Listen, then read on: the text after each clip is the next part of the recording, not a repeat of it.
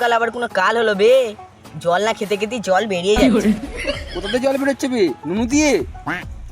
আরে না রে, সারা শরীর দিয়ে ঘাম বেরিয়ে যাচ্ছে। জানিস ভাই, শীতকালে তো মানুষ মানে ঠান্ডার জ্বালায় অনেক কিছু আমাকে দান করেছে, সোয়েটার, কম্বল, বালাপোষ, জ্যাকেট।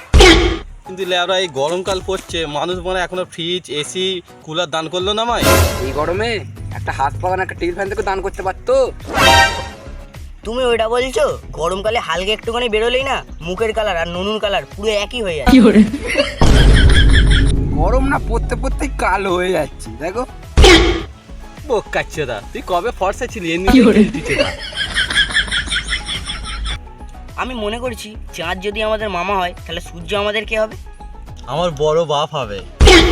বোকা চোদা, এখানে বুড়ো হয়ে গেছে না, এখনো তেজ যায়।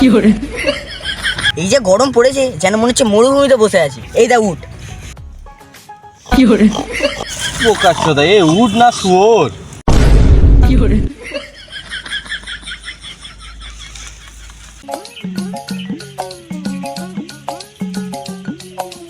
এই বাঁকে রে, হাগি হাগ দে দাও, গরমে বেশি গাড়ি জ্বালাও না। কেন তোদের ঘরে বাথরুম নাই? বাথরুমে গেছিলাম, সারা শরীর দিয়ে ঘাম বেরিয়ে যাচ্ছে, তাই একটু খোলামেলা জায়গায় এসেছি যাতে পুঁদে হাওয়া লাগে। বলা লেলা চোদা এখান থেকে।